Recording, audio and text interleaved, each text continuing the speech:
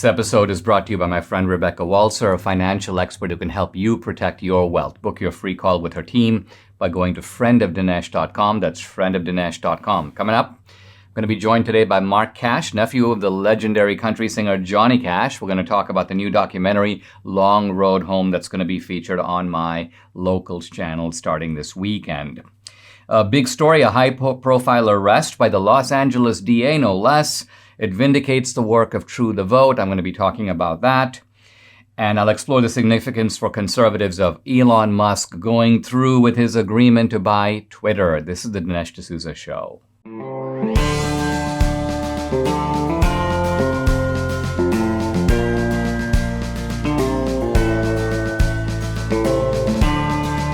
America needs this voice.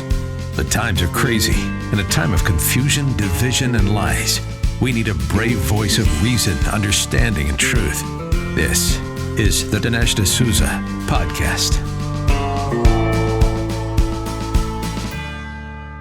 I'm seeing a lot of anxiety on social media, particularly on Twitter, about what's going to happen when Elon Musk takes over Twitter. Now, this is what I call the anxiety of the totalitarian, because these totalitarian and when we say totalitarian, we normally think of Stalin or Hitler, but there are lots of little Hitlers, or at least you may say that the Hitler sensibility, the sensibility of shutting up my critics, the sensibility of allowing me to say anything I want, and if anybody goes against me, I'm going to make sure that they are kicked out, excommunicated, ostracized, made into pariahs, their life ruined. There's this strain is really, even though the left keeps calling the right authoritarian, there's no one on the right who feels this way, who enjoys this totalitarian impulse. But on the left, many people do. I'm not saying all do, but many do.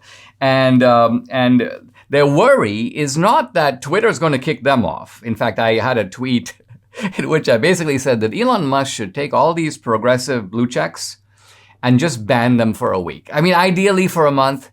But my point is not because I like banning people. It's just to show them what it feels like when you are given that treatment. It's actually to educate them in free speech. And they would go berserk if that happened. So I think Elon Musk should do it just for fun and also for this, as I say, powerfully didactic or educational purpose. These are people who are really angry, not because they're going to be kicked off. They're angry because Elon Musk is not going to kick people like me off. He's not going to kick people like Jack Posobiec off. He's not going to kick people like Donald Trump Jr. off. He's going to allow Twitter to be a truly a platform where you can actually debate, discuss, and have a free exchange of ideas. If it's legal, you should be able to say it. It's such a simple and obvious principle, and yet these platforms have really deviated, betraying, by the way, their own history, betraying their own early idealism, and by the way, betraying the message that they gave to Congress when they got special congressional protections, what we sometimes call the 230 protections. Now, so that's the first thing, is just, it's just a delight to watch these people, nasty people, writhing in agony over what's coming on Twitter. And really all that's coming on Twitter is free speech. And I bet it's going to blow up, and by blow up here, I mean in a good sense, it's going to expand the reach of people like me who have been in subtle ways restricted by Twitter. Shadow banning, turning the dial so that there's not proper replication. And the reason we know this is that even when they were talking about Musk taking over Twitter, suddenly my Twitter following exploded. I gained like 200,000 or 300,000 new followers. And contrast this with right after the election when my Twitter following dropped by like 200,000 from like 1.9 million to like 1.7. Musk, it looks like, has very big plans for Twitter. And by that I mean not just he's going to take it over and run it well, but he made this very interesting statement, a tweet, which was unexplained, but we can kind of cogitate about it. Buying Twitter is an accelerant to creating X, the everything app. Wow. I think what Musk is saying here is that Twitter is a part of a bigger plan. And what's that bigger plan? The bigger plan is to have a single app, a single mechanism where you can, in a sense, live your online life. And I think what he means by that is you can shop, you can communicate with people, you can do everything on one app. Now, no one has succeeded in doing that, by the way. There have been dominant apps and there have been dominant websites that have cornered this or that aspect of the market. For example, think about the e-commerce dominance, let's say, of Amazon. Or think, for example, about the digital platforms, how YouTube dominates the market in terms of videos, although Rumble is really picking up. How Facebook was for a long time a virtual monopoly. I think it largely still is. And Google as a search engine. So I hope that I would much rather have a single app in the hands of Elon Musk. Frankly, I would rather have free speech everywhere and not in centralized control. But these Silicon Valley moguls have betrayed their libertarian roots. They have shown that they are unworthy to run these platforms. And so having a guy like Elon Musk who does believe in free speech is a start. Guys, you've helped to build MyPillow into the incredible company it is today. You've trusted in Mike Lindell to give you a great night's sleep and produce great products. And he has now, on top of the special exclusively for my listeners on the Percale and Giza Dream Sheets, marked down as low as $29.98, Mike is now changing the game with his 3-piece towel set. This set is made with USA cotton. It's extremely absorbent, yet still providing that soft feel that you look for in a towel. The set comes with 1 bath towel, 1 hand towel, 1 washcloth, typically retailing for $49.99, but now for a limited time, 3-piece towel set for the low price of $19.98 with promo code Dinesh. So don't miss out on this incredible offer. There's a limited supply. Be sure to order now. Call 800-876-0227. That number 800-876-0227, or go to mypillow.com to get these discounts on these products and all of Mike's products. You need to use promo code DINESH Dinesh.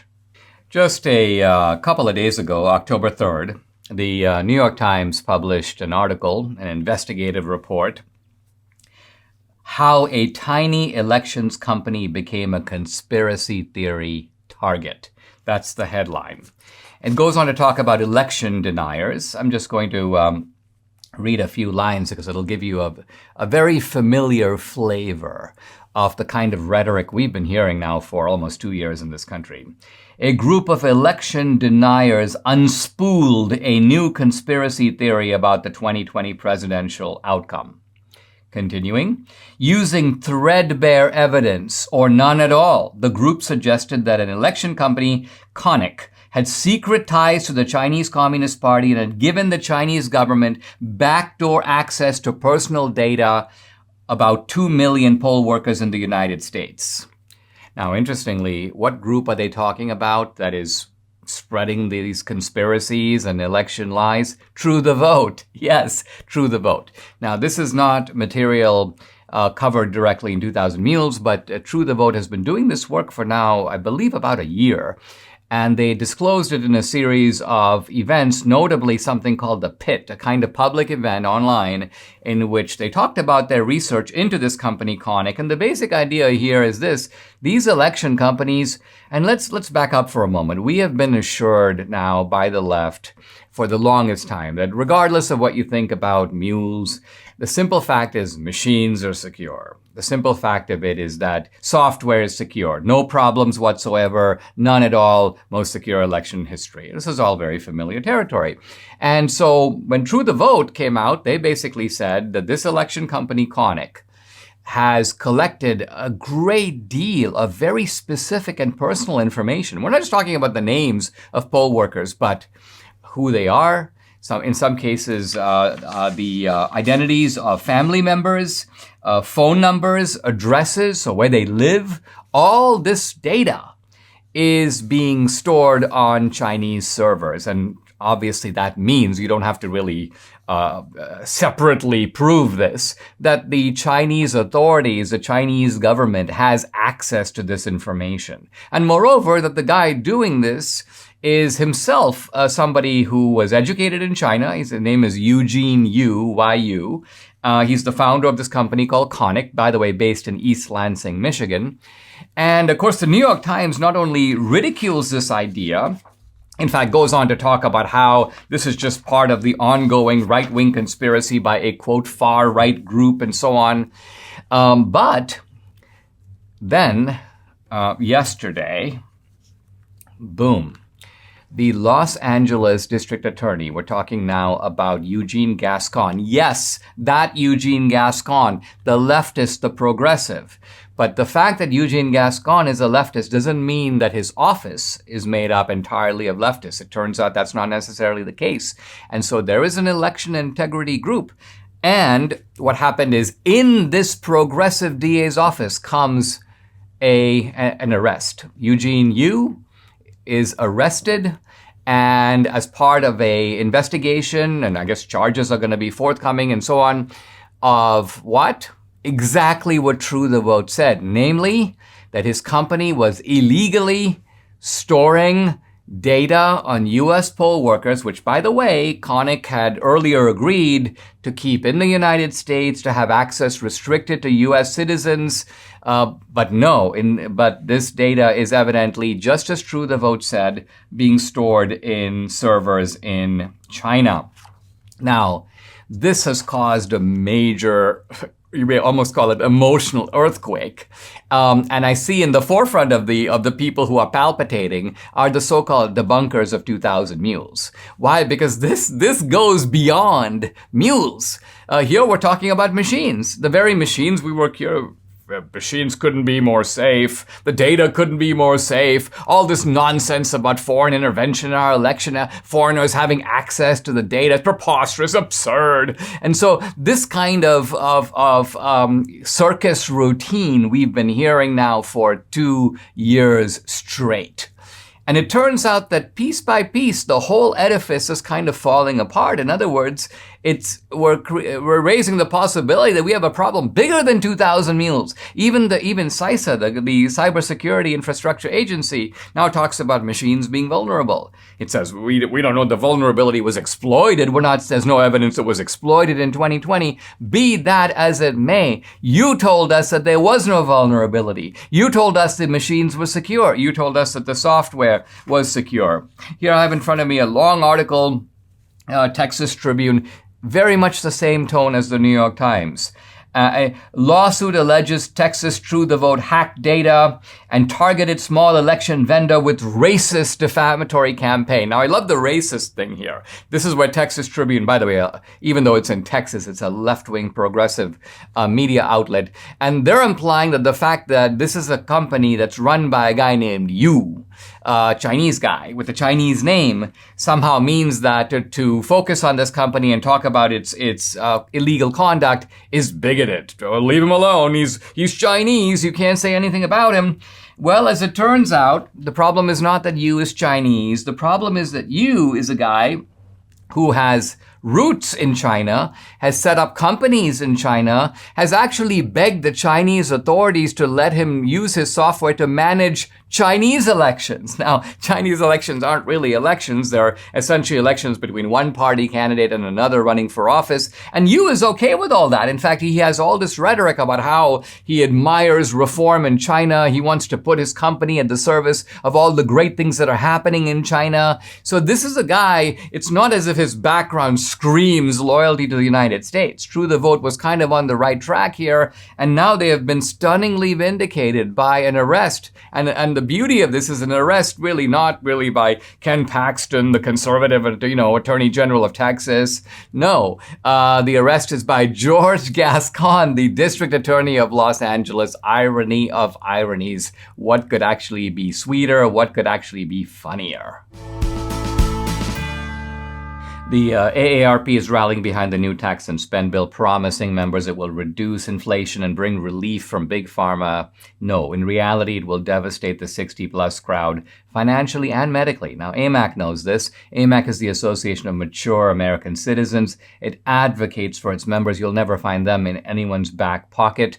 I trust AMAC. They're honest. They fight for your conservative values. Join AMAC today like Debbie and I have. AMAC offers special discounts and benefits. Plus, they provide access to financial and insurance counseling services. For just $16 a year, you can join AMAC. Go to amac.us/Dinesh. Start enjoying your benefits. Hey, anyone can join, but if you're a senior, what are you waiting for? Don't let the AARP misrepresent and mislead you. Join AMAC today.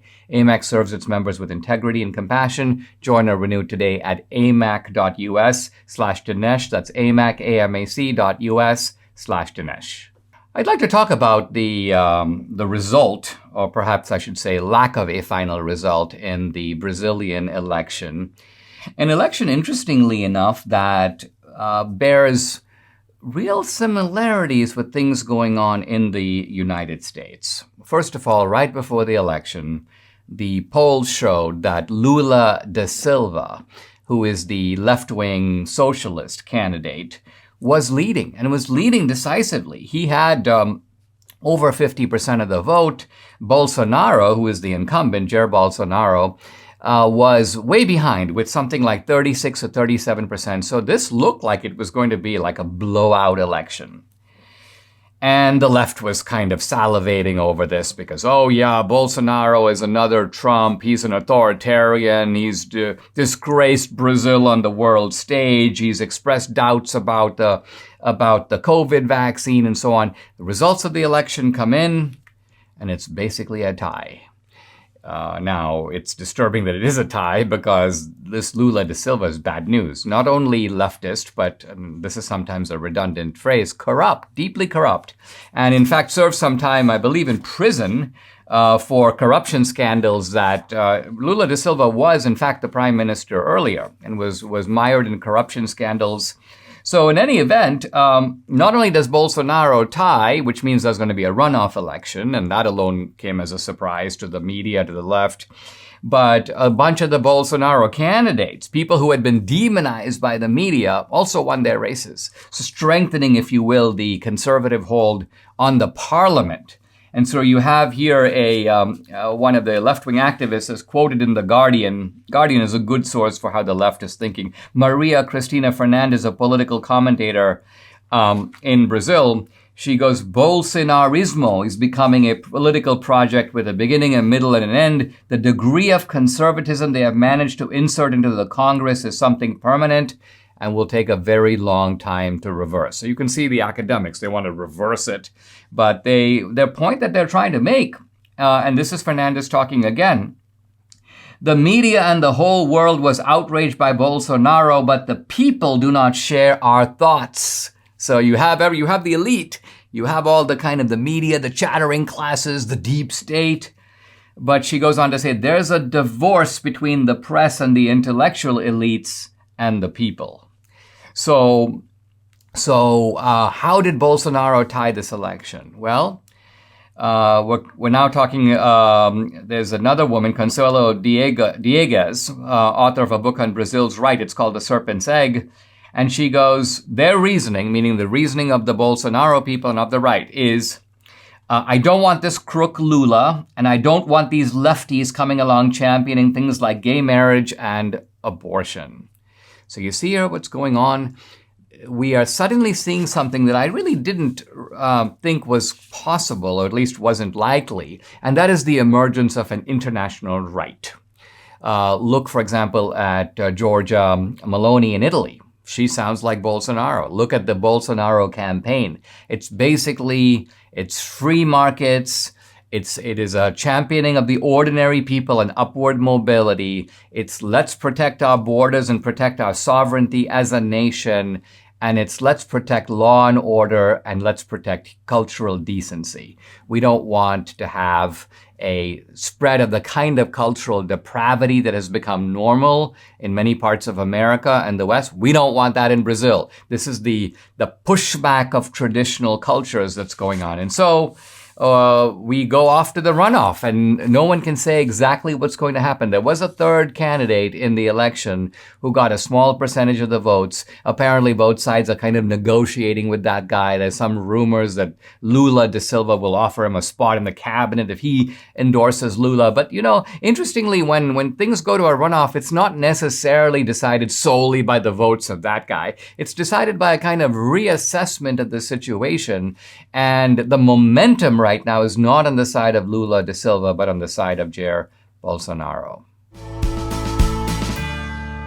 Are you watching your retirement slip through your hands every day? Are you worried about a black swan market event that could be coming? This is an event that comes out of nowhere and basically decimates your accumulated savings. That's not all. Interest rates going up, inflation skyrocketing. How can we protect our money? How can you get ahead of what's happening with the economy? This is not a time to wing it or go with a hunch. You need a qualified expert on your side. Well, I'm not that expert, but my friend Rebecca Walser is. She's a tax attorney and wealth strategist with her MBA from the London School of Economics. Rebecca and her team will help to prepare you and your money for the turbulent times ahead. We all work hard for our money. We can use some really good guidance to help us build on what we have. Go to friendofdinesh.com, book your complimentary introductory call today to see if you qualify. That's friendofdinesh.com. Let Rebecca Walser's team of experts protect your wealth during these unprecedented times.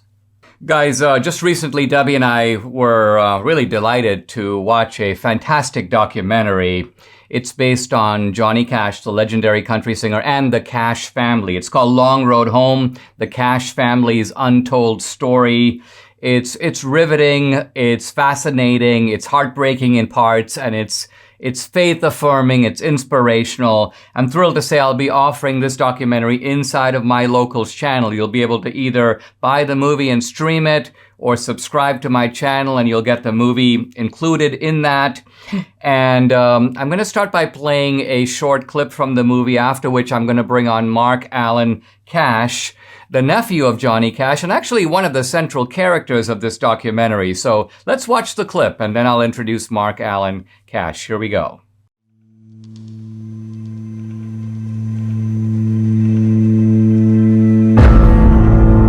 It's a darkness that I can't describe. It's a hopelessness. Walk the Line is a sweet Hollywood movie, but that's not the real deal. I think it was really hard for Dad to trust anyone. Being in the Cash family, there's an expectation as not being a letdown. I thought I was tough until I got that phone call. Guys, I'm thrilled to welcome to the podcast Mark Allen Cash. Now, Mark Allen Cash is the nephew of Johnny Cash. In fact, he's the son of Johnny Cash's brother, Tommy Cash, and he's a musician and songwriter in his own right. As I mentioned, he's a key figure. In fact, one of the most, I think, appealing and interesting characters in Long Road Home, the Cash family's untold story. Mark Allen, what a pleasure. Thank you for joining me.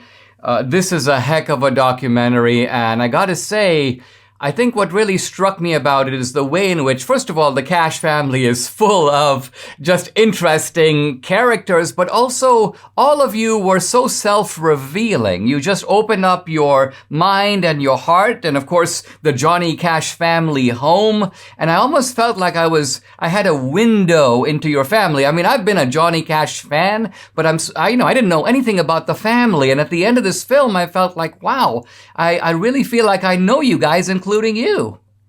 Oh, well, thank you so much. First of all, I'm honored to be with you this morning. That was first and foremost, the honesty. We had to be very vulnerable. We had to open up doors that we hadn't opened before. And just honesty was the only way we could do this. And so I think everybody was brutally honest, if I may say. And yes, it's not always comfortable to be open when you're part of this family, especially. But that was the only way that we knew that we had to be. Now, tell me, Mark Allen, you've got in Johnny Cash this sort of superstar. And maybe I can just start by asking you something that's not directly addressed in the film. What is it, do you think, that made your uncle such a superstar? Was it the fact that he had, I mean, to me, he has a very unique voice. In other words, if you hear it anywhere, even if you're doing something else, you're like, that's Johnny Cash. And there are not that many singers where you can say that they're instantly recognizable. I don't just mean the sound of the voice, but what he's singing about has a very Johnny Cash stamp on it. Mm-hmm. Well, somebody told me the other day, said he wasn't the best singer in the world. And I said, no, but you listened. When he had a message in a song or a message when he was talking, there was something about him that was just genius when he knew, because he knew how to relate to the common people. He knew how to get his message across. He knew people.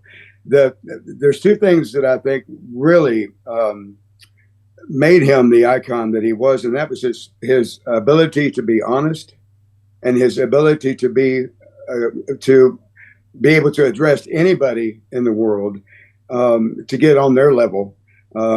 He could talk to the president of the United States of America on the phone and hang up and talk to a homeless guy 5 minutes later on the street.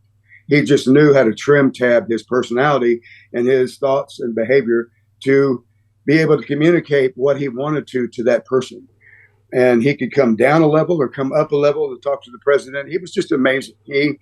He was a brilliant, fascinating human being, but he loved his family.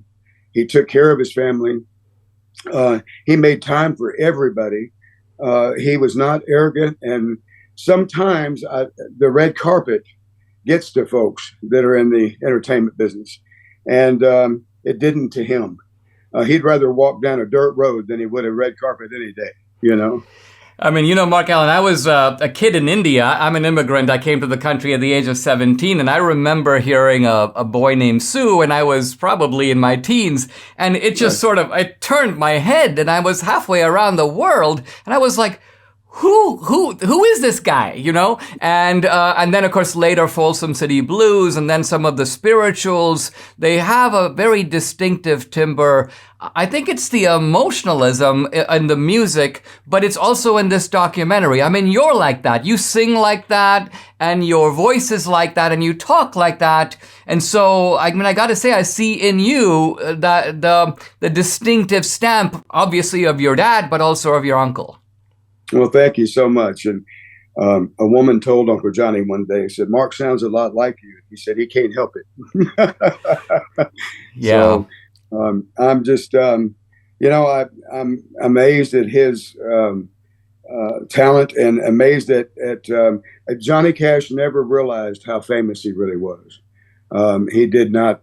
That's the only thing I think he didn't get is how famous and how much of a, he said, he made this comment, he said, 10 or 15 years after I've passed, nobody will care about a shirt that I had or a guitar that I once owned. And, he was wrong about that. We have people come to the farm here in Bon Aqua, Tennessee daily and are just shocked to see anything that he held on to or that he called dear or the property that he walked. He said, when you come off stage from 100,000 people, you have to come back to you. And you have to, and he did that at the farm by walking the creek and just being alone to come back to him and God. God was very important to him. He was very spiritual. And, he went through some really tough times, but he was able to overcome those hard times with God and just by doing the next right thing in life, Let's take a pause. When we come back, we're going to talk about those hard times not just for Cash, but many members of the Cash family, alcoholism, addiction, but also the sort of tenacious way in which you ultimately were able to overcome those things. We'll be right back. I'm not, I have to admit, a super fan of the veggies, but I've got to admit, when I'm in the produce section, all the vibrant colors of fruits, when even the veggies look really good. Now, Dr. Howard at Balance of Nature explains all the colors you see in the produce section equal nutritional variety. Different colors signify different key nutrients. Now, if you eat only your favorite one or two veggies, you're missing a whole world of vital nutrients. That's why Debbie and I take the 6 daily capsules, fruits and veggie capsules every day. Each daily dose is made up of a blend of 31 different fruits and veggies. 31. So variety equals vitality. Give your body everything it needs with Balance of Nature. For a limited time, all new preferred customers get an additional 35% discount and free shipping on your first Balance of Nature order. Use discount code AMERICA. Call 800-246-8751. That's 800-246-8751, or go to balanceofnature.com and use discount code AMERICA. I'm with Mark Allen Cash, the nephew of Johnny Cash. We're talking about this really wonderful documentary. It's called Long Road Home, the Cash Family's Untold Story. It's going to be uploaded to my locals this weekend, and you're going to be able to see it either by streaming directly or joining my channel. You'll be able to watch the movie. You won't regret it. It's something to plan for the weekend. By the way, if you want to check out my locals, just go to dinesh.locals.com. There will be a specific link to the movie, but I'm going to get it today. I'll be posting it all over the weekend. So you're going to look for it, please. Mark Allen, great to have you. And, you know, this is a movie that initially, I didn't really know where it was going to go, but where it goes is kind of into a deep and dark place. It goes into the depths of depression, alcoholism, addiction, not just in the Cash family, but also in the other people who were around Johnny Cash, and he was part of it. And here's my question. You're a musician. You were on the road with your dad, and then you were on the road on your own, and You've been in you've been in the lonely hotel rooms in town after town after town. And my question is that where the kind of addiction gets started? That this is a very dislocated life, perhaps? And is this why so many kind of musicians and guys who do the tour fall into this path? Or do you think there's some other reason for it? No, that's very insightful, the insight that you have there. It is, it's difficult to, and Elvis faced the same thing. You're around all these people that absolutely adore you, and they would do anything for you. Then you find yourself alone, and you can't really, for them, not much for me, as much for me, but they couldn't just take a walk. They couldn't just go out and get a bar of ice cream and come back to the hotel room, because people would mob them and even hurt them, not meaning to, but trying to get to them or trying to get a piece of clothing from them or an autograph. And so you find yourself surrounded by loneliness. And that's a hard thing to do, to separate the two and to come back to yourself, as Uncle Johnny said. So you might take a drink or a drug to ease the pain or to fill the hole in your chest. When the wind blows through that hole, it really hurts. There's a big hole in your chest that you're trying to fill. And so you find that a drug or a drink fills that hole. However, it's only temporary. And that's not what you do. You don't realize that it's a temporary fix. So then the hole gets bigger and you take more to try to close that hole. And as time goes by, you realize, hey, I'm fully addicted to whatever this is. You didn't mean for it to happen. You didn't see it coming. And before you know it, your life is consumed with drugs and alcohol, of one or the other. And then come the problems, being late, not showing up, mistreating people around you. And just it grows from there into this horrible sea of despair, I mean, you have Johnny Cash's grandson in the documentary. He talks about being incarcerated multiple times. And your aunt said something, I think, very striking about you, that you had reached such a low point that at one point you were almost buried in snow with your hands sticking out. And somebody saw you. I don't know if it was the police or the rescue workers who saw you. So it looks like, you're a man who has come, you could almost say, face to face with death. Yes, I have many times. And even to the point to where I was ready to take my own life. I couldn't take it anymore. I couldn't take the loneliness and the despair. And it's so, that's why I'm so happy about this film. If we help one person get help, as my sister says in the film, who filmed this with us for 3 days, flew home and died from cirrhosis of the liver. Paula got sick and died quickly And you talk about being brokenhearted. I miss my baby sister every day. Um, but, she says in the film, if you or someone you know has a problem with alcohol or drugs, please seek help because your opportunities will cease. And it stops right there and shows her date of birth and death because he killed her. And, so yes, to answer your question, many times I put myself in a situation where I could have been easily killed or died, like the snowstorm that I got caught in. The police told everybody in that town not to go anywhere that night. Well, after several drinks, I decided to walk down to another hotel. I fell into a drainage ditch. I couldn't get out. The snow was piling on top of me. And every time I moved my arm or my body, it got worse. That snow just came down and impacted me more. A woman saw me fall from her window. If she hadn't have been watching out her window, I would have died because she called the police 911 and said, I saw this guy fall in front and he can't get out of there. And about 17 police officers jerked me out of that hole and rushed me to the hospital. I couldn't feel my right hand for over 90 days. I came very close to death. And so, this is a very serious issue. And I thank God for him and you for helping us get this out. Because this doesn't, and a critic said, this is not the Cash family, some members that didn't make it in the music business, they're trying to get a name for themselves. It's not that at all. That all falls by the wayside. This is a documentary that I hope will help one person call a treatment center or call a family member and say, hey, I'm ready for help. I don't want to die. I don't want to be like Paula. I don't want to be like Mark or anybody. And I want to get help. If we can save one person, we've saved their life. I'm grateful. I want to ask you a favor, and that is to see if you'll play a little bit of the theme song of this movie, which is your song, and it's wonderful. But before you do that, I have one more question for you. In the beginning of the film, we're in the Johnny Cash family home, and we're introduced to the sort of, well, let's call it the people at the top of the family tree, which is to say Johnny Cash's parents.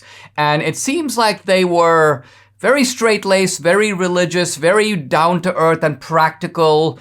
And my question to you is, I heard you say somewhere in the film that a higher power and faith helped you find your way home. And my question is, do you think it was a little bit of the faith that came down from Johnny Cash's parents that you were exposed to? You might have kind of pulled away from, but ultimately that's what helped show you the long road home.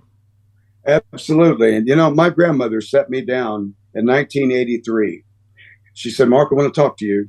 And she set me down. My dad had gone to the bank for her, and she described today's world in 1983.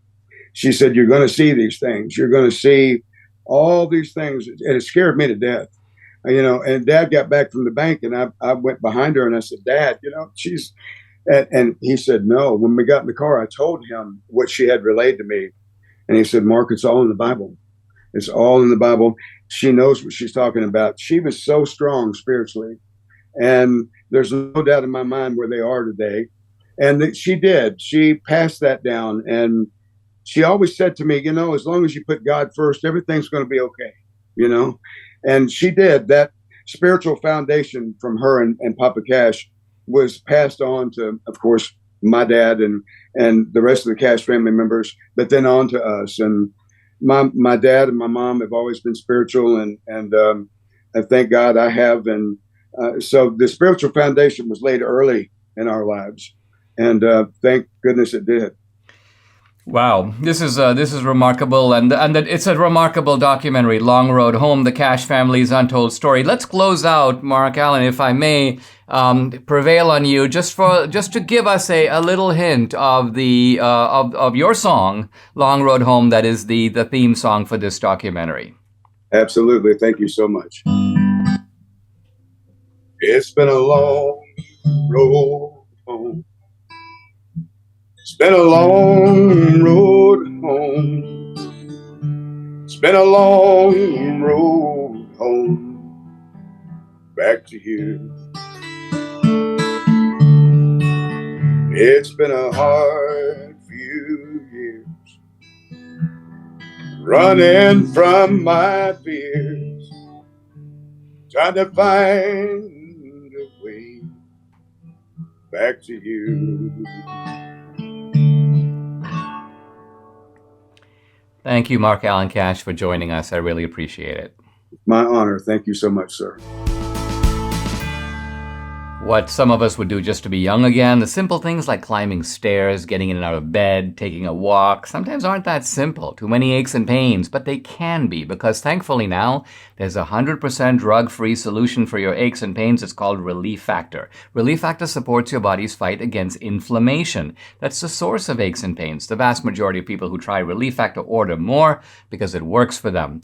Debbie's a true believer. She can finally do the exercises she loves, planks, push-ups, a stationary bike, all thanks to Relief Factor. It's been a real game changer for her and for many other people. You too can benefit.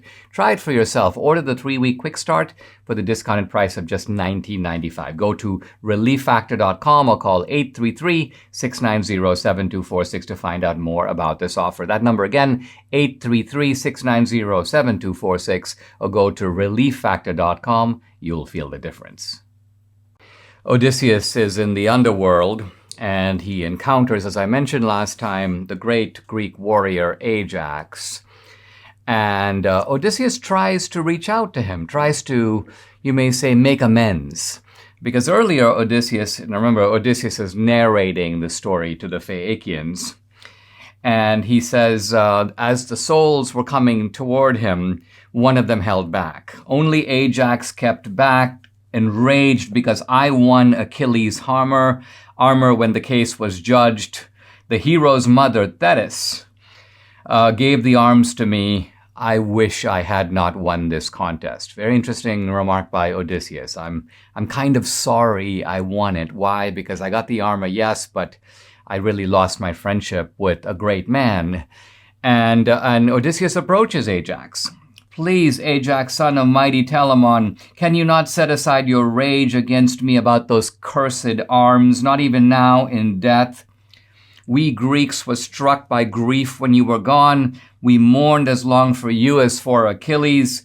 Blame nobody but Zeus. He ruined us.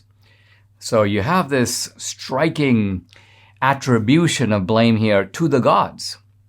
Essentially, Odysseus is saying is that this was part of a sort of a larger scheme that I wish had not occurred. I certainly didn't orchestrate this one. I may have orchestrated the Trojan horse, but I didn't engineer this one. I didn't make it so that the arms came to me instead of to you. And since we know that our fates are to a degree determined by the gods, not perhaps certain ultimate fates, but at least the way things go in life, certainly the gods have an influence, as we've seen throughout the Iliad and throughout the Odyssey. Essentially, Odysseus is saying, can we leave it behind now at this late stage? Subdue your anger, he closes his remark to Ajax, and then we get this. He did not answer. He went off and followed the spirits of the dead to Erebus. Essentially, Ajax will not be appeased, will not be consoled, and you can just imagine the kind of blow this lands on Odysseus, because this is a man whose friendship, whose approbation, a restoration of their previous comradeship. He really wants it, Odysseus does, but he's not going to get it, not even here in the underworld. And then we find that Odysseus looks around and he sees a lot of interesting characters, and some of them famous, some of them not. And we also see some kind of, let's call them notorious criminals from Greek mythology.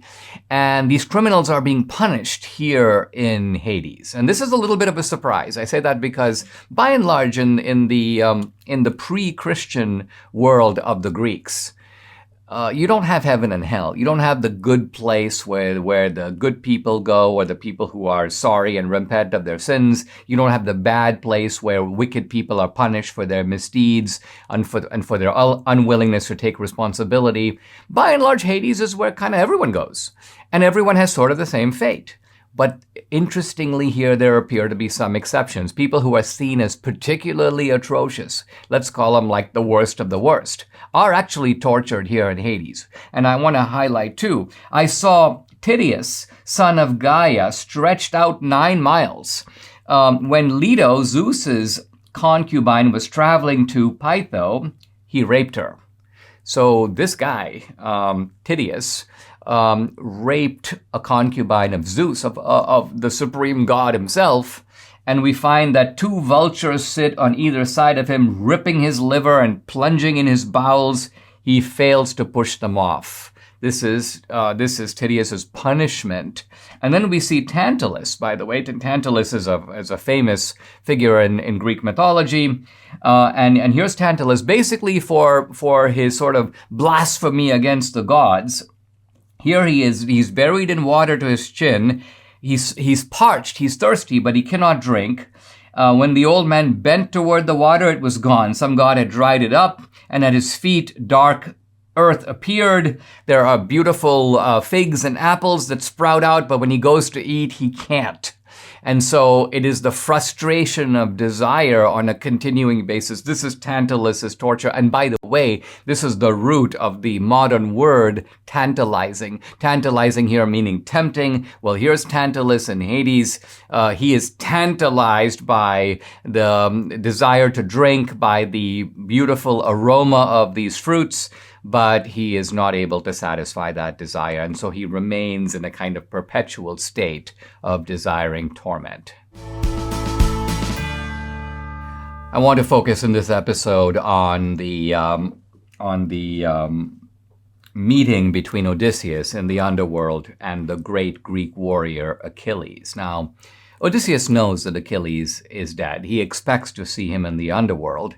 But the surprise comes from the other direction. Achilles turns to Odysseus and says, in effect, "What are you doing here? What kind of operation are you mounting? You're alive. Why are you here?" And there's an element of subtle humor. What will you think of next? It's almost as if Achilles is saying, Odysseus, you're really clever. You kind of find yourself in these bizarre situations, but here in Hades, really? Then Achilles asks Odysseus, "Can you tell me from the land of the living, what about my father Peleus? How is he doing? Does he still have a good standing among the Myrmidons, or have they sort of cast him aside now that I, Achilles, am no longer around?" And Odysseus basically says, "I can't tell you. I don't know."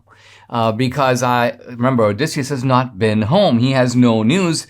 And here's Homer keeping a masterful control of his narrative. Never once does he lapse never once does he reveal what Achilles, he doesn't have Odysseus saying things that Odysseus is not in a position to know. And then Achilles says this. He goes, "Odysseus, you must not comfort me.